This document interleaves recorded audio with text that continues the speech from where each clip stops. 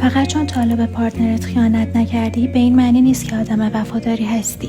وفاداری فقط به این معنی نیست که وارد رابطه با شخص دیگه ای نشی. یعنی حتی وقتی پارتنرت کنارت نیست به مرزهایی که بینتون تعریف شده احترام بذاری. یعنی اگر توجه فرد دیگه ای رو جلب کردی عمدن از اون توجه برای دیده شدن و یا تایید گرفتن استفاده نکنی.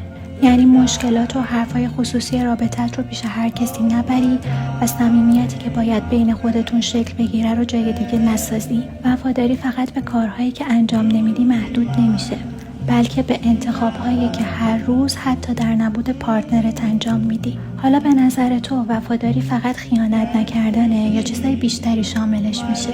و اگه فکر کردی این فقط درباره وفاداری بود هنوز قسمت جالب ماجرا رو ندیدی. اینجا کنار من باش چون قراره درباره چیزهایی حرف بزنیم که احتمالاً خودت رو هم توشون پیدا میکنی.